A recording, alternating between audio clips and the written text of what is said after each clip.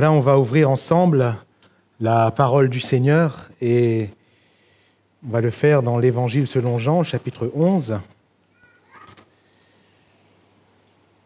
Et nous allons, pour bien nous imprégner de ce contexte, la lecture est relativement longue, il est vrai, mais faire la lecture des 46 premiers versets de ce chapitre, Jean 11, on va prendre, vous allez voir, entre 5 et 7 minutes pour faire la lecture de la quasi-totalité de ce chapitre 11, car les détails nous en seront importants. Il y avait un homme malade, Lazare de Béthanie, village de Marie et de Marthe, sa sœur. C'était cette Marie qui oignit de parfum le Seigneur et qui lui essuya les pieds avec ses cheveux, et c'était son frère Lazare qui était malade. Les sœurs envoyèrent dire à Jésus, « Seigneur, voici celui que tu aimes est malade. » Après avoir entendu cela, Jésus dit, « Cette maladie n'est point à la mort, mais elle est pour la gloire de Dieu, afin que le Fils de Dieu soit glorifié par elle. » Or, Jésus aimait Marthe et sa sœur et Lazare. Lors donc qu'il eut appris que Lazare était malade, il resta 2 jours encore dans le lieu où il était, et il dit ensuite aux disciples, « Retournons en Judée. » Les disciples lui dirent, « Rabbi, les Juifs tout récemment cherchaient à te lapider, et tu retournes en Judée ?»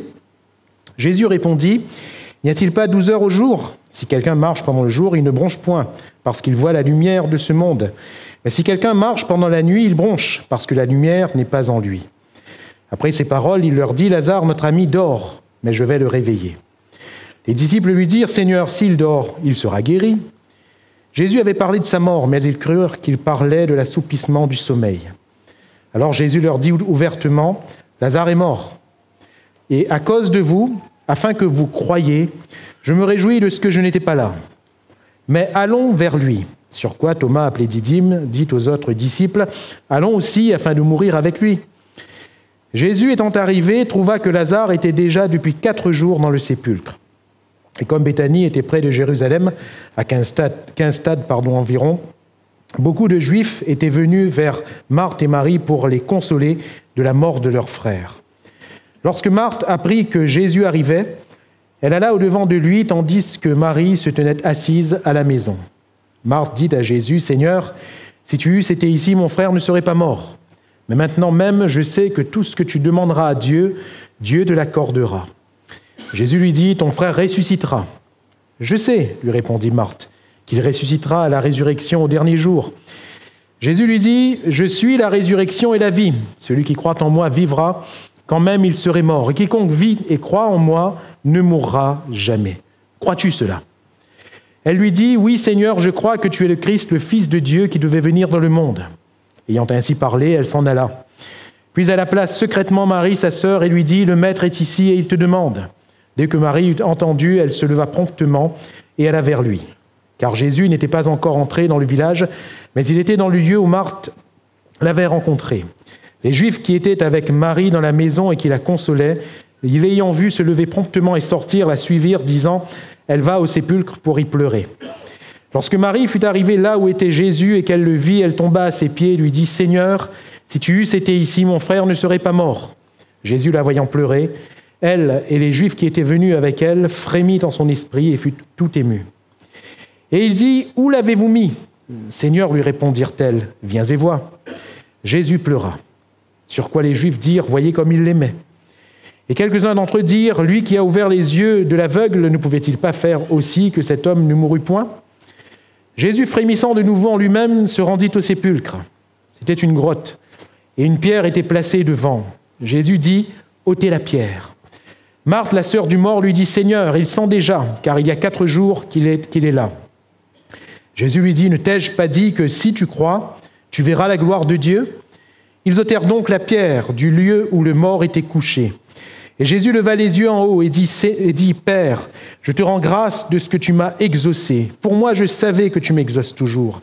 Mais j'ai parlé à cause de la foule qui m'entoure, afin qu'ils croient que c'est toi qui m'as envoyé. » Ayant dit cela, il cria d'une voix forte, « Lazare, sors !» Et le mort sortit, les pieds et les mains liés de bandes, et le visage enveloppé d'un linge. Jésus leur dit, « Déliez-le et laissez-le aller. » Plusieurs des Juifs qui étaient venus vers Marie et qui virent ce que fit Jésus crurent en lui.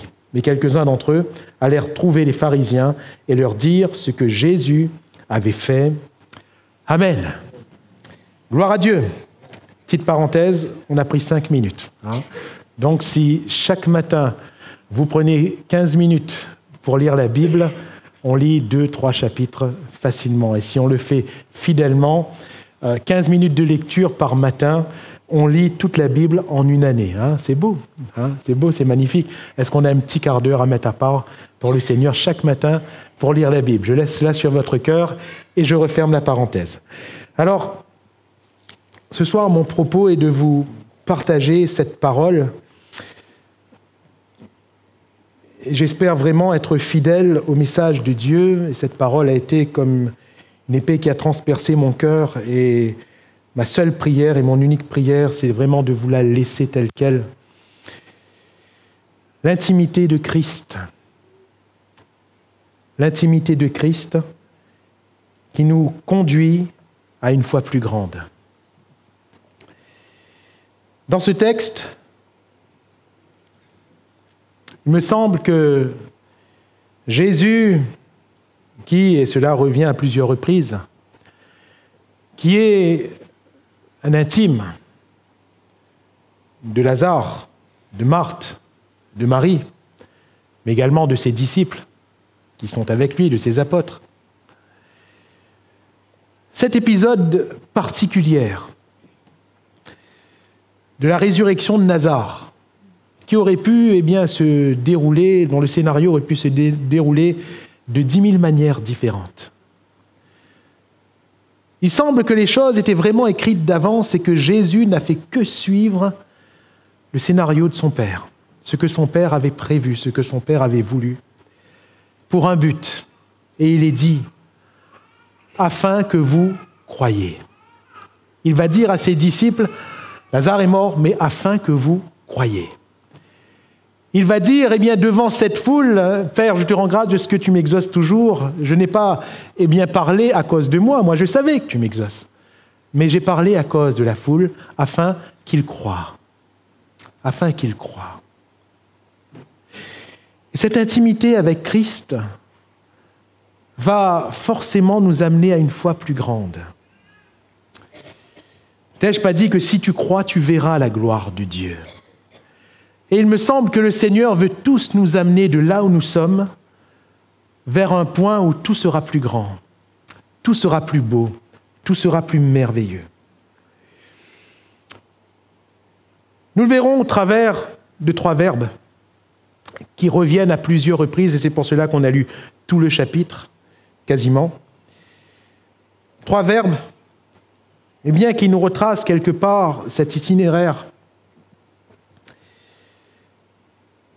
Aimer, savoir et croire. Aimer, savoir et croire. Et ces 3 verbes, à mon sens, résument l'intimité dans laquelle Christ veut nous faire tous et toutes entrer. Alléluia. La Bible nous dit, et c'est Jésus qui va le dire, quand le vent souffle, on en entend le bruit, n'est-ce pas? Mais on ne sait ni d'où il vient, ni où il va. Et Jésus va rajouter, ainsi est tout homme né de l'Esprit. Et cela nous montre une chose, frères, sœurs. Ce n'est pas à nous, quand nous marchons, à diriger nos pas. Ce n'est pas à l'homme, quand il marche, à diriger ses pas. C'est-à-dire que nous ne pouvons pas, par notre propre force, notre propre intelligence, nous ne pouvons pas concevoir le plan que Dieu a pour nous. Nous ne pouvons pas, calculer le scénario de Dieu. Mais le plan de Dieu, nous devons y entrer par la foi. Alléluia. Et si nous sommes nés de l'Esprit de Dieu et de l'eau, d'eau et d'esprit, c'est-à-dire que c'est la parole, c'est ce qui nous donne l'aplomb, c'est ce qui nous donne la solidité. Si nous naissons d'eau et d'esprit, alors nous entrons dans ce plan de Dieu et ce plan-là, nous le suivrons. Et c'est ce plan-là qui déterminera toute chose pour notre bonheur. Alléluia. Et pour notre joie parfaite. Ce n'est pas ce que nous allons faire. Ce n'est pas ce que nous allons concevoir. mais c'est de cette marche dans la foi au Fils de Dieu, selon le plan que lui a tracé pour nous. Alléluia. Ce premier verbe « aimer », il est particulier, il revient à plusieurs reprises dans ce texte. « Seigneur, voici celui que tu aimes est malade. » Or, Jésus aimait Marthe et sa sœur Lazare. Les Juifs vont dire « voyez comme il l'aimait », etc., etc. Et il est question ici de Jésus qui aime, Jésus qui aime, Jésus qui aime, Jésus qui aime. Lorsque nous regardons au texte original dans le grec, le verbe aimer se décline en deux aspects totalement distincts. Ce ne sont pas les mêmes verbes qui sont employés dans le texte original. Pourtant, normalement, quand on parle de l'amour de Jésus, c'est l'amour de Dieu, c'est l'amour agapé, qui est l'amour parfait, l'amour de Dieu. Mais c'est l'une des rares fois où, dans les Écritures, nous voyons rattaché à la personne du Christ, il y a aussi d'autres fois, mais c'est assez rare, rattaché à la personne du Christ, l'amour philéo. Agapé, c'est aimer parfaitement ou aimer plus que tout. Aimer plus que tout. Philéo, c'est l'amour qui provient de notre sentiment. C'est l'amour qui va nous amener à considérer quelqu'un plus que les autres. Voyez-vous ? L'amour, philéo, ça vient de philos, qui signifie ami. Vous allez me dire, l'amour agapé est meilleur. Moi, je vais aimer de l'amour agapé. Mais nous verrons combien l'autre n'est pas à négliger et même que cet amour qui nous semble être amical représente en fait un palier supplémentaire de notre relation avec Dieu. Je m'explique. Nous l'avons chanté tout à l'heure, « Car Dieu a tant aimé le monde qu'il a donné son Fils unique ». Jean 3,16, texte d'or de la parole de Dieu, on nous l'a appris quand on était petit. Car Dieu a tant aimé le monde, amour agapé. 1 Corinthiens 13, je vais vous montrer une voie par excellence, l'amour agapé. L'amour qui est aimé par-dessus tout. Et mes frères et mes sœurs, Dieu n'a pas eu à notre égard seulement un amour sentimental, pardonnez-moi d'avancer cette expression. Dieu a eu à notre égard un amour parfait. C'est-à-dire que vous et moi, pauvres pécheurs, Dieu nous a aimés plus que tout, au point de donner son Fils unique à la croix pour nous. Alléluia. Il nous a aimés plus que tout. Et je me souviens de ce prédicateur qui était aussi un docteur en théologie, qui va dire, à un moment donné, il va dire « Il me semble même que Dieu m'a aimé plus que son propre Fils pour laisser son Fils mourir à la croix à cause de moi. » Oh, dans l'absolu, on ne peut pas l'affirmer de cette manière, mais on comprend l'angle un petit peu dans lequel cet homme a voulu décrire la chose. Dieu nous a aimés. Et mes frères et mes sœurs, Jésus nous aime d'un amour parfait. Alléluia. Le verset 5 de Jean 11 que nous avons lu, lorsqu'il est dit « Or, Jésus aimait Marthe et sa sœur Marie et Lazare », ici c'est agapé. C'est-à-dire qu'il les aimait plus que tout. Alléluia. Qui Jésus aime-t-il plus que tout ? Ce soir dans cette salle, qui Jésus aime-t-il plus que tout ? Eh bien toi, moi, chacun de nous. Alléluia. Or, Jésus aimait Joanne. Et il aimait tellement Joanne qu'il est allé jusqu'à la croix pour Joanne. Il aimait tellement Samuel qu'il est allé jusqu'à la croix pour Samuel. Il aimait tellement Juan, tellement Candice, tellement Sophie, tellement Fabrice, tellement Romain. Et vous pouvez mettre votre prénom. Jésus vous aime. Jésus nous aime. Jésus t'aime, cher ami. Peut-être que tu n'as jamais entendu de la bouche de quelqu'un à ton égard un « je t'aime ». Mais ce soir, j'aimerais te dire que Jésus t'aime. Jésus t'aime. Peut-être que tu n'as jamais ressenti de l'amour, un amour parfait de la part de quelqu'un. C'est normal, nous sommes imparfaits. Mais j'aimerais t'inviter ce soir à recevoir dans ton cœur l'amour de Jésus, qui est parfait, qui comble parfaitement. Alléluia. Il nous aime. Et il nous aime parfaitement, à tel point que, et c'est là le but premier de sa croix, pourquoi enlever nos péchés? Pourquoi nous amener à devenir enfants de Dieu? Pourquoi faire que notre nom soit inscrit dans le livre de vie? Justement pour nous faire rentrer dans l'intimité de Dieu. Alléluia. Rappelez-vous l'histoire, le péché a amené la séparation avec Dieu. Cette intimité, que Dieu a dressée entre lui et sa créature, son chef-d'œuvre, l'homme et la femme, cette intimité a été brisée par le péché. Et ce péché est naturellement sur notre vie, de telle sorte que naturellement, on est séparé de Dieu. On ne peut pas être un intime de Dieu, parce que par nature, nous sommes pécheurs. Pourquoi Jésus est-il mort? La Bible nous dit qu'il est venu avec le ministère de la réconciliation pour nous réconcilier avec Dieu, pour nous ramener dans cette intimité avec Dieu. Alléluia. D'où l'amour agapé qui nous ouvre sur l'amour philéo. Les sœurs envoyèrent dire à Jésus, « Seigneur, voici celui que tu aimes est malade. » Et ici, on n'est plus dans l'agapé. Ici, on est justement dans ce philéo.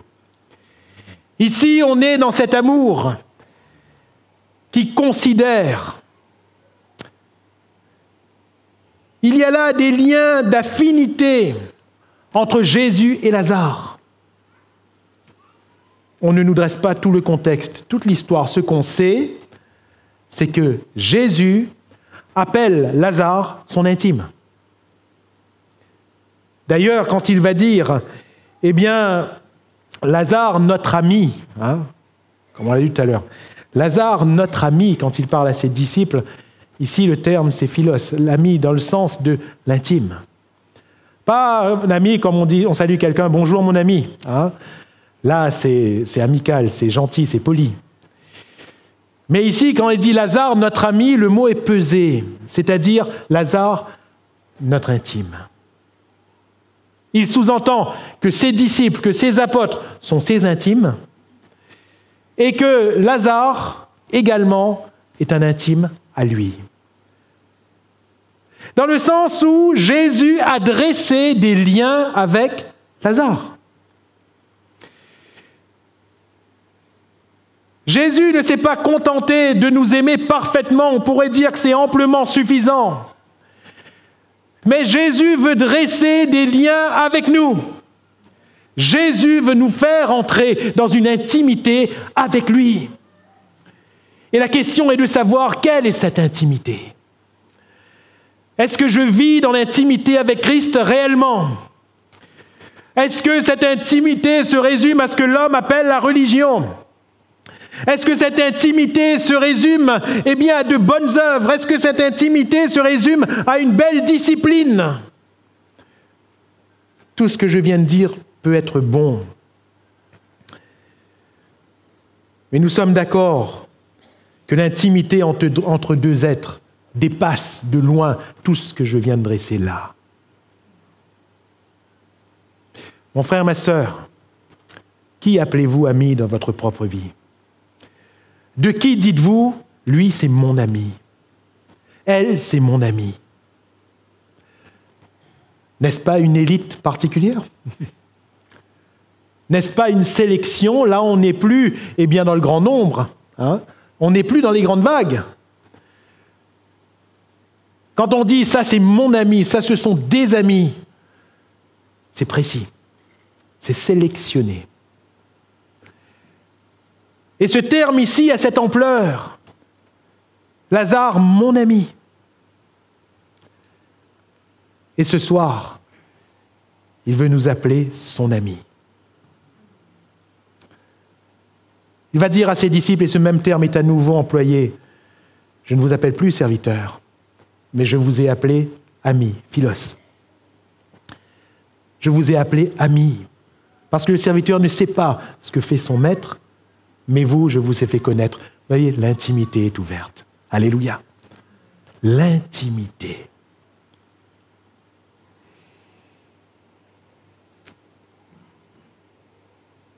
Quand on pense que ces premiers chrétiens,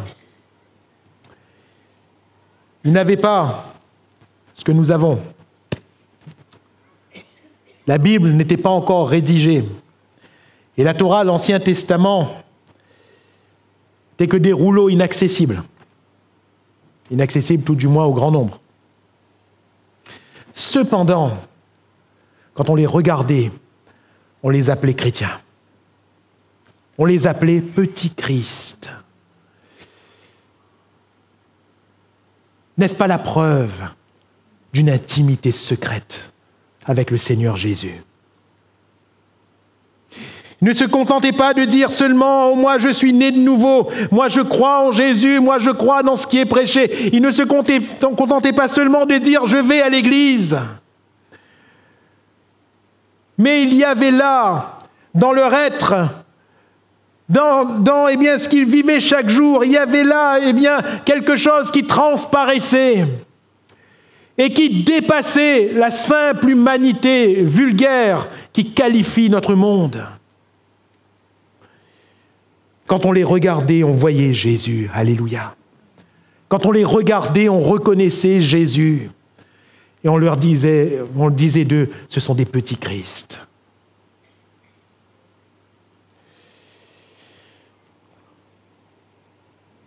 Jésus les aimait. Mais eux aussi, ils aimaient Jésus. Alléluia. Eux aussi, ils aimaient Jésus. Et voilà d'où vient cette relation. Rappelez-vous, cette Marie, le texte nous précise, nous l'avons lu, c'est cette Marie qui oignit de parfum le Seigneur et qui lui essuya les pieds avec ses cheveux. C'est cette Marie. Et quand elle a fait cela, rappelez-vous, ce texte est rapporté dans chaque évangile, sous des angles différents, c'est vrai. Mais ce texte nous est rapporté, et quand elle fait cela, vous vous rappelez l'hôte de cette maison, qui était bien religieux, prénommé Simon. Il se disait en lui-même, s'il savait de quelle espèce est cette femme, il ne la laisserait pas faire ce qu'elle fait. Et Jésus va lui dire, Simon, viens ici. Des fois, il est bon que Jésus nous dise, viens ici, pas vrai? Il est bon que lorsqu'on entend la voix de Jésus nous dire, viens ici. Viens ici. Hein? On sait que ça ne va pas forcément nous faire plaisir, mais on sait aussi que ce sera pour notre bien. Simon, quand je suis entré, est-ce que tu m'as donné un baiser? Est-ce que tu m'as embrassé? Non. Eh bien, elle n'a cessé de me donner des baisers depuis que je suis entré dans cette maison. Simon, est-ce que tu m'as donné de quoi me laver les pieds? Non. Eh bien, elle m'a mis du parfum. Et elle a essuyé mes pieds avec sa chevelure. Chère sœur, réalisez un instant. Combien de temps ça t'y prend pour coiffazonne?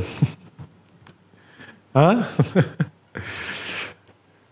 Vous donne aux cheveux un bel éclat, un bel aspect, pas trop dérangé. Hein? Combien de temps ça t'y prend? Elle, avec ses cheveux, elle s'est abaissée. Elle a essuyé des pieds. Des pieds. Et Jésus va dire, il lui sera beaucoup pardonné, parce qu'elle l'a aimé beaucoup. Alléluia.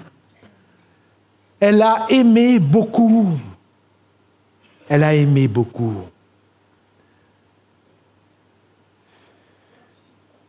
Et ce qu'elle a fait sera rapporté. Parce qu'elle a aimé beaucoup. Alléluia. Il ne s'agit pas pour nous d'imiter le geste, mais il s'agit pour nous d'aimer, vous comprenez? D'aimer celui qui nous a aimés. Mais c'est quoi aimer Jésus? C'est quoi entrer dans cette intimité avec Jésus? Alors, oui, Marie aime. Je vous laisse le verset Luc 7, 47 pour ceux qui prennent des notes. On peut dire aussi de la même manière que Marthe aime, que Lazare aime, sinon cette intimité n'était pas possible. Remarquez avec moi, et c'est pareil dans notre simple vie, je dis simple par rapport au Seigneur Jésus, dont la vie a quand même plus de grandeur que nous. Dans notre propre vie, vous avez remarqué, il n'y a jamais d'intimité dans un seul sens. Oui ou non? On n'appelle jamais ami celui qui ne nous considère pas non plus comme son ami. Oui ou non? Vous êtes d'accord ou je prêche dans le désert là? C'est bon? Oui? Oui? Oui.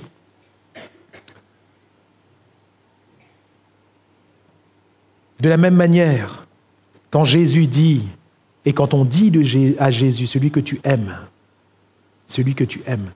c'est parce qu'il y a là une relation. L'un aime l'autre et l'autre aime l'un. Alors, quand on aime, on connaît. On connaît. Quand vous aimez quelqu'un, dans cette considération, dans cette intimité, dans cette affinité, vous connaissez sa date d'anniversaire, pas vrai? Vous connaissez sa date d'anniversaire. Vous dites, ah là, il faut que je fasse un cadeau, ou bien au moins j'appelle, j'envoie un message, bon anniversaire.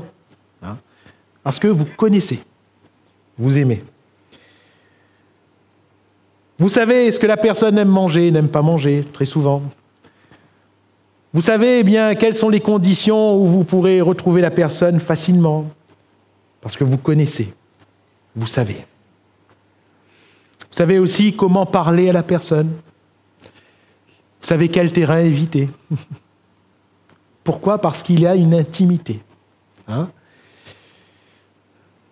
on pense souvent à la relation de couple, n'est-ce pas? Il y a un terrain d'intimité. Et oui, le couple, et je fais une parenthèse, le couple développe ces 3 niveaux d'amour. Ces 3 niveaux. L'amour agapé. Parce que si on n'aime pas dans le couple de l'amour de Dieu, selon Éphésiens 5, notre frère Guito nous le rappelait lors du jeûne de jeudi, si on ne développe pas l'amour de Dieu, notre couple va prendre de l'eau. Si on ne développe pas non plus l'amour affinité, l'amour philéo, notre couple va prendre de l'eau. Si on ne développe pas l'amour éros, qui est l'amour amoureux, notre couple va prendre de l'eau. D'accord?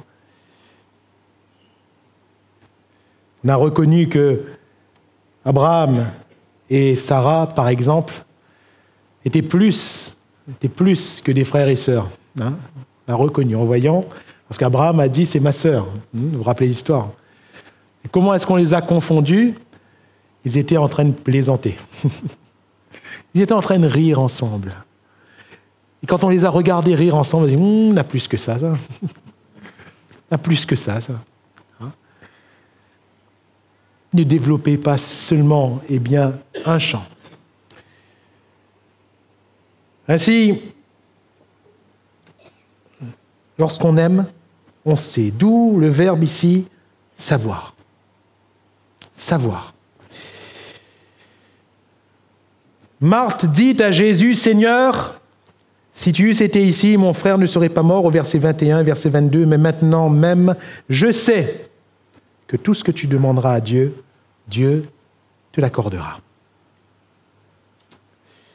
Je sais. Je sais, premièrement, que si tu avais été là, mon frère ne serait pas mort. Quelle que soit l'ampleur de la maladie, tu aurais pu, le guérir. Jésus, tu as guéri le lépreux. Jésus, tu as guéri, et comme vont le dire, un peu plus bas, au verset 37, certains vont dire, il a ouvert les yeux de l'aveugle, sous-entendu Jean 9, l'aveugle de Siloé, il a ouvert les yeux d'un aveugle de naissance. Est-ce qu'il ne pouvait pas guérir cet homme, afin qu'il ne meure pas? Je sais que si tu avais été là, mon frère aurait été guéri. Deuxièmement, je sais que tout ce que tu demanderas à Dieu, Dieu te l'accordera. Elle sait. Elle sait. Comment sait-elle? D'où lui vient cette connaissance qui ne se résume pas à seulement l'intellect ici, mais parce qu'elle a vu Jésus, parce qu'elle a goûté à Jésus. Mes frères et mes sœurs, notre connaissance du Seigneur, quand on parle d'intimité, il ne s'agit pas de l'intellect, mais il s'agit de ce que nous goûtons. Alléluia. Il s'agit d'une réelle relation. Et c'est à partir de la relation que notre connaissance se développe. La vie éternelle, c'est qu'ils te connaissent toi, le seul vrai Dieu, et celui que tu as envoyé, Jésus-Christ, ton Fils. Je sais que tout ce que tu demanderas à Dieu, Dieu te l'accordera. Je sais. Elle va un peu plus loin en disant qu'elle connaît bien aussi sa théologie. Je sais qu'il ressuscitera, au verset 24, à la résurrection, au dernier jour. Ça aussi, je sais, Seigneur. Ça aussi, je sais. Ça, elle n'y a pas encore goûté. Elle n'a pas encore vu. Mais elle l'a entendu et elle croit. Alléluia. C'est la parole de Dieu. C'est l'enseignement du Christ. Ainsi, ce que l'on sait se base sur notre connaissance du cœur, mais aussi notre connaissance de ce qui est écrit. Les deux vont de pair. On ne doit pas seulement aller avec le cœur et les sentiments. On doit aussi aller avec la parole de Dieu. Dieu nous a laissé sa parole. Et être intime du Seigneur, c'est être intime avec sa parole. Alléluia. Je sais. Je sais. Ce verbe savoir n'est pas seulement dans la bouche de Marthe ici.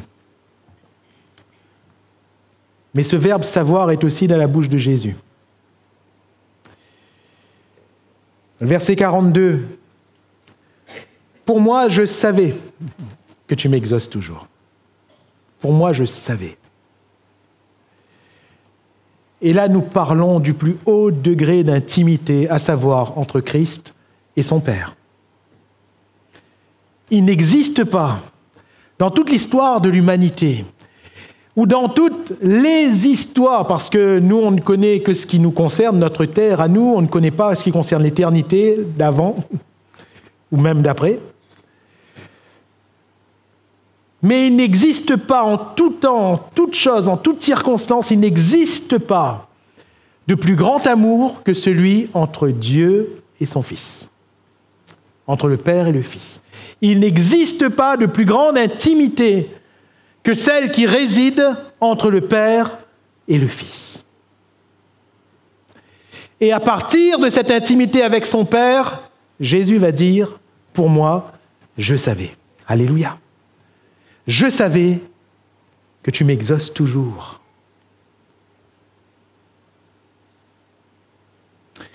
Cela m'amène à cette question toute simple pour toi et pour moi. Que savons-nous ?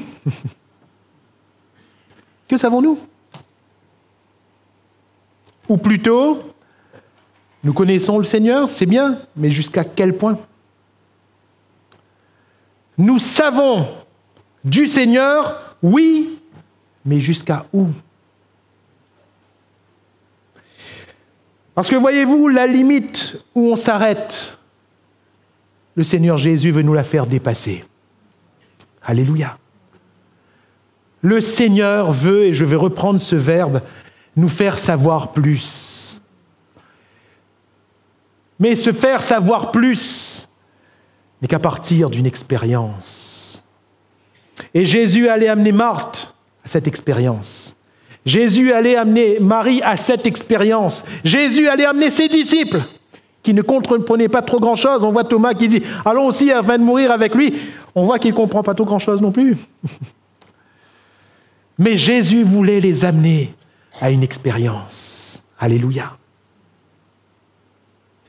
Est-ce que Jésus n'avait ressuscité que Lazare ? Non. Il avait ressuscité Jairus, la fille de Jairus, pardon. Il avait ressuscité le fils de la veuve de Naïn. Jésus était capable de ressusciter. Mais qu'est-ce qu'il devait se dire ? Peut-être que c'est pour eux. C'est pas pour moi. Peut-être que c'est exceptionnel. Le fils de la veuve de Naïn, il était déjà dans le cercueil quand Jésus est passé par là. La fille de Jairus était déjà morte le temps qu'ils se mettent en chemin. Là, Jésus, quand même, il savait que l'autre était malade. Avant que celui-ci ne meure, il aurait pu se bouger, pardonnez-moi l'expression, il aurait pu venir, il aurait pu, guérir. S'il ne l'a pas fait, va-t-il ressusciter ? Jésus aurait pu intervenir 10 000 fois dans ta situation, mon frère, ma sœur. Jésus aurait pu faire que, oui, il aurait pu faire que. Ce Naaman, ce général, il avait dit, il s'était dit en lui-même, eh bien Jésus, l'homme de Dieu, il va faire comme ceci, il va faire comme cela. Mais le scénario ne s'est pas déroulé ainsi. Pourquoi ? Parce qu'il fallait que Naaman connaisse Dieu. Alléluia. Il fallait que Naaman connaisse le Dieu d'Israël. Cette fille, cette esclave, lui avait dit, il y a un Dieu en Israël. Il avait entendu, il s'était déplacé, mais il fallait qu'il connaisse ce Dieu-là. Alléluia. Et pour cela, il fallait sauter les limites de son entendement. Mon frère, ma sœur, Jésus veut nous amener à sauter les limites de notre entendement. Alléluia. Les limites de notre raison, les limites de nos conceptions. Jésus veut nous amener à les sauter. Comment ? Dans l'intimité avec lui. Alléluia. Dans l'intimité avec lui.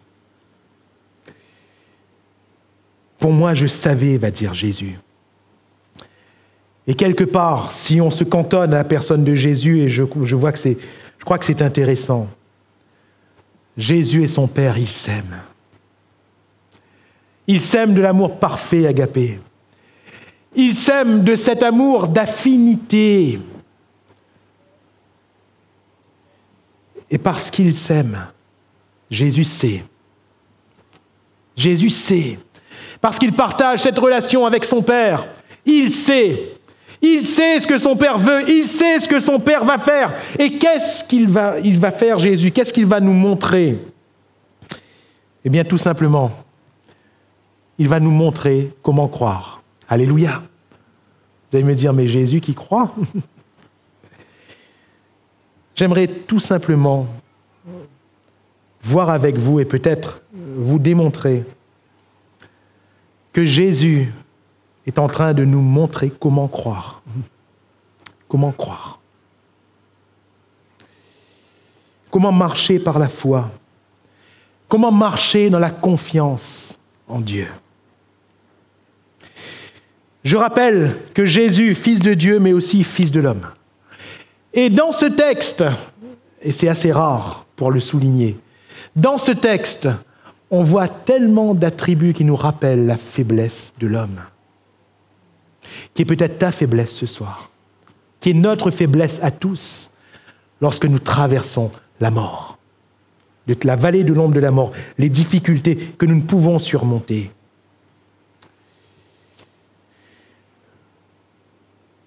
Verset 33. Regardez celui qui sait. Pour moi, je savais. Je savais ce que tu allais faire, Père. Je savais que tu allais ressusciter Lazare. Je savais qu'il allait sortir du tombeau. Pour moi, je savais. Regardez ce qu'il fait, celui qui sait. Verset 33. Jésus, la voyant pleurer, elle et les Juifs qui étaient venus avec elle, frémit en son esprit et fut tout ému. Seigneur, si tu sais, pourquoi tu frémis ? Seigneur, si tu sais, pourquoi est-ce que tu es ému ? Pourquoi est-ce que tu es ému ? Le verset le plus court de toute la parole de Dieu, Jean 11, 35. Jésus pleura. Jésus, qu'est-ce qui se passe ? Il sait, il connaît l'issue. Il sait que Lazare va sortir. Néanmoins, devant la mort de celui qu'il aime, il pleure. Qu'est-ce que Jésus nous apprend ici? Qu'en tant qu'être humain, il est normal d'être ému. Il est normal de pleurer. Il est normal des fois d'avoir peur ou d'angoisser. N'angoissait-il pas dans le jardin de Gethsémanée? Qu'il est normal. Mais cependant, nous devons rester sur ce que nous savons. Alléluia. C'est cela, la foi. Je répète, nous pouvons frémir, nous pouvons parfois gémir, nous pouvons pleurer, nous pouvons être secoués en nous-mêmes. Parfois on pense que c'est diabolique, parfois on pense que le chrétien n'a pas le droit. Si, tu as le droit. Si, tu as le droit. Si, tu as le droit de pleurer. Si tu as le droit d'être ému, tu as le droit, d'être désarmé devant une situation. Ça ne veut pas dire que tu n'es plus chrétien. Cependant, tu dois marcher quand même. Pourquoi? Parce qu'on sait. Alléluia. Je sais en qui j'ai cru. Amen. C'est ce qui s'appelle la foi. C'est ce qui s'appelle la foi. Cette intimité avec Christ va nous amener à lui faire confiance, peu importe ce que nos yeux voient, peu importe ce que notre âme ressent, peu importe notre état physique. Cette intimité avec Christ va nous amener à lui faire confiance et à marcher quand même. Alléluia. Cette intimité avec Christ va nous amener à lui faire confiance et à marcher quand même. Jésus fut ému. Jésus pleura, mais Jésus voulait amener Marthe un peu plus loin en lui disant « Ne t'ai-je pas dit que si tu crois, tu verras la gloire de Dieu ?» Pourtant, il y a une réalité, Seigneur, il sent déjà. Seigneur, mais qu'est-ce que tu veux faire? Comment tu vas réparer cela? Il sent déjà. Peut-être que quelqu'un, pour sa situation, va dire « Ça sent déjà. » Ça sent la mort. Hein? Ça sent la mort.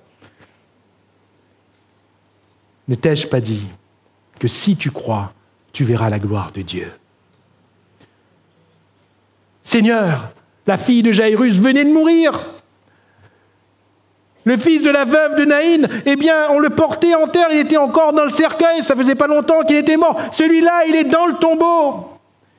Il est mort depuis 4 jours. Tu veux faire quoi, Seigneur? Ne t'ai-je pas dit que si tu crois, tu verras la gloire de Dieu? Marthe, ce que tu ne savais pas, il faut que tu le saches maintenant. Je suis la résurrection et la vie. Alléluia. Ton frère ressuscitera. Je suis la résurrection et la vie. Et que fait Jésus? Jésus ordonne. Alléluia. Quand il dit ton frère ressuscitera, il ordonne. Quand il est devant le tombeau et qu'il dit Lazare, sors, il ordonne. Est-ce que nous croyons? Est-ce que nous croyons? Souvent, nous savons, et mes frères et mes sœurs, nous avons du mal à croire. Souvent, nous savons, mais nous avons du mal à croire. Et il me semble que le Seigneur nous amène dans des situations terribles, justement pour nous désarmer complètement, afin qu'on n'ait pas d'autre choix finalement que de croire en lui. Va-t-on alors dire « Mais Dieu est un Dieu terrible » ou va-t-on plutôt dire « Finalement, c'est un Dieu de grâce quand même, qui veut me faire grandir dans la foi. C'est un Dieu de grâce. » Alors, oui Seigneur, et j'aimerais terminer sur ce verset 27. Oui Seigneur, je crois que tu es le Christ, le Fils de Dieu, qui devait venir dans le monde. C'est sa réponse à la question de Jésus. Crois-tu cela? Ce verbe « croire » revient le plus dans ce passage, dans l'évangile de Jean et dans toute la parole. Croire, croire, croire, croire. Le Seigneur, ce soir, veut nous amener à croire davantage. Jésus, quelque part, répond à une prière des disciples. Seigneur, augmente-nous la foi. Attention quand on nous fait une prière comme ça. Seigneur, augmente-nous la foi. Vous voulez? Elle est bon, suivez-moi. Hein? Et il nous amène dans les endroits les plus difficiles. Bah oui. Si on veut croire davantage, il faut des problèmes plus grands. Si on veut croire davantage, il faut des montagnes insurmontables. Si on veut dire à cette montagne, note-toi de là, jette-toi dans la mer, il ne faut pas que quand on regarde la montagne, on dise, Miguel passe là-dessus, moi. Il faut quand on regarde la montagne, on dit, jamais Miguel pas franchir ça, Seigneur. Pourquoi ça est devant moi? Et là, le Seigneur dit, ordonne à la montagne. Vas-y, ordonne à la montagne. Ôte-toi de là, jette-toi dans la mer. Et tu vas voir que cela se fera. Alléluia. La foi. Alors, voulons-nous nous courber ce soir? Nous courber devant ce Seigneur qui nous aime d'un amour parfait et qui, dans cet amour, veut dresser une intimité avec nous. Ce n'est que dans cette intimité que nous le connaîtrons véritablement. Ce n'est que dans cette intimité que mes frères et mes sœurs, nous grandirons réellement. Ce n'est que dans cette intimité que nous prendrons le pas dans le plan de Dieu. Dans cette intimité. Et si on peut faire beaucoup de choses ensemble, on peut chanter ensemble, on peut prier ensemble, on peut sortir ensemble, on peut entrer ensemble, on peut partager un repas ensemble, plein de choses qu'on peut faire ensemble. Mais entrer dans l'intimité de Christ, c'est tellement personnel. C'est tellement personnel. Que cela, ce soir, t'appartient à toi, mon frère, à toi, ma sœur, comme à moi qui suis derrière ce pupitre. Je suis comme vous. Et nous avons le même Seigneur, le même Sauveur Jésus-Christ, le même Esprit qui a été répandu sur nous, la même foi, le même baptême et la même parole que nous partageons. Si seulement chaque membre du corps de l'Église, chaque pierre vivante de cet édifice spirituel, voulait individuellement entrer dans cette intimité avec Christ. Mes frères et mes sœurs, ensemble, ce serait le feu de Dieu. Le feu de Dieu.